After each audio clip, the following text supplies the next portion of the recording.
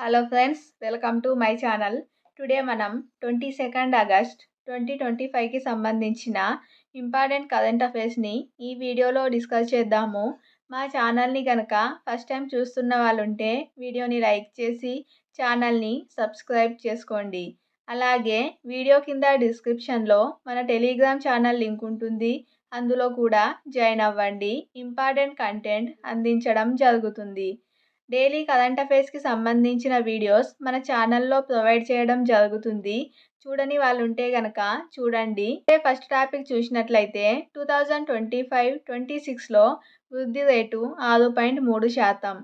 మన దేశ ఆర్థిక వృద్ధి ప్రస్తుత ఆర్థిక సంవత్సరం 2025-26లో 6.3%గా నమోదు కావచ్చని ఎస్బీఐ రీసెర్చ్ నివేదిక అంచనా వేసింది. RBI reserve bank of India అంచనా వేసిన 6.5% కంటే ఇది తక్కువ కావడం గమనార్హం.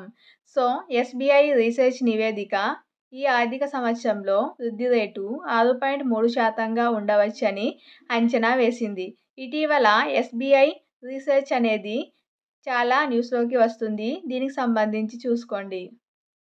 అలాగే నెక్స్ట్ టాపిక్ చూసినట్లయితే కేరళలో సంపూర్ణ డిజిటల్ అక్షరాస్యత.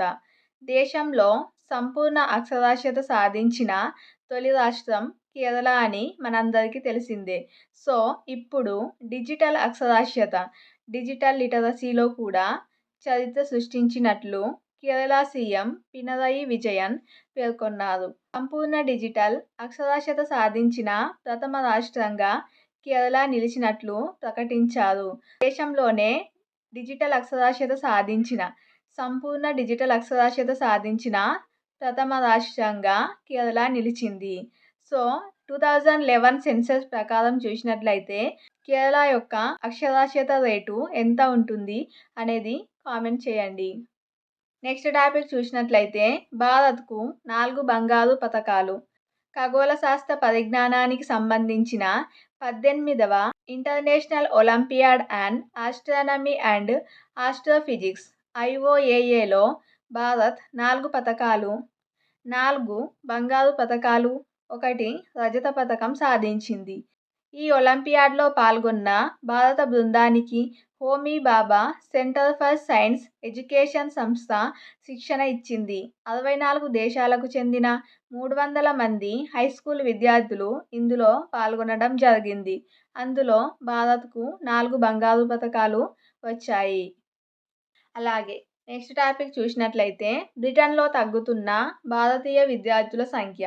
ఉన్నత విద్య కోసం తమ యూనివర్సిటీలో ప్రవేశం పొందుతున్న భారతీయ విద్యార్థుల సంఖ్య తగ్గుతోందని బ్రిటన్ హోంశాఖ తెలిపింది. బ్రిటన్లో విద్యార్థి వీసాలు పొందుతున్న దేశాల్లో చైనా మొదటి స్థానంలో ఉండగా ఇండియా 2వ స్థానంలో ఉంది. ఈ ఏడాది జూన్ నాటికి 98,014 మంది భారతీయ విద్యార్థులు బ్రిటన్ వీసాలు పొందగా గత సంవత్సరంతో పోల్చినట్లయితే 11% తగ్గిందని బ్రిటన్ హోంశాఖ విడుదల చేసిన నివేదికలో వెల్లడైంది. అలాగే నెక్స్ట్ ఇంపార్టెంట్ టాపిక్ చూసినట్లయితే నేరాభియోగాలున్న నేతల తొలగింపునకు బిల్లులు. తీవ్ర నేరాభియోగాలపై అరెస్ట్ అయి వరుసగా 30 రోజుల పాటు నిర్బంధంలో ఉన్నట్లయితే రాష్ట్ర మంత్రులు, ముఖ్యమంత్రులు, కేంద్ర మంత్రులు, చివరికి ప్రధాన మంత్రి అయినా కూడా 31వ రోజు పదవి నుంచి తప్పించడానికి ఉద్దేశించిన బిల్లు, అత్యంత కీలకమైన బిల్లును బుధవారం లోక్సభలో ప్రవేశపెట్టగా ఉద్రిక్తతలకు కారణమైంది. ఈ నిబంధనలు ప్రజాస్వామ్యానికి, రాజ్యాంగానికి విరుద్ధమని విపక్షాలు ఆందోళన చేశాయి. ఈ బిల్లుల్ని సమగ్ర అధ్యయనం నిమిత్తం సంయుక్త పార్లమెంటరీ సంఘం పంపించాలని లోక్సభలో మూజువాణి ఓటుతో నిర్ణయించింది. ఈ సభలో 21 మంది లోక్సభ సభ్యులు, 10 మంది రాజ్యసభ సభ్యులు ఉంటారు. సో ఇది ముఖ్యమంత్రులు, రాష్ట్ర మంత్రులు, కేంద్ర మంత్రులకు సంబంధించినది. సో వరుసగా 30 రోజులు గనక అరెస్ట్ అయ్యి నిర్బంధంలో ఉన్నట్లయితే పదవి నుంచి తొలగిపోవాలి అని చట్టం చేయడానికి కేంద్రం అయితే బిల్లును ప్రవేశపెట్టింది. సో దానికి సంబంధించిన ఇన్ఫర్మేషన్. ఇది ఫ్రెండ్స్ టుడే 22 ఆగస్ట్ 2025కి సంబంధించిన కరెంట్ అఫైర్స్ వీడియో నచ్చినట్లయితే లైక్ చేసి ఛానల్ని ఫస్ట్ టైం చూస్తున్నట్లయితే సబ్స్క్రైబ్ చేసుకోండి. Thank you.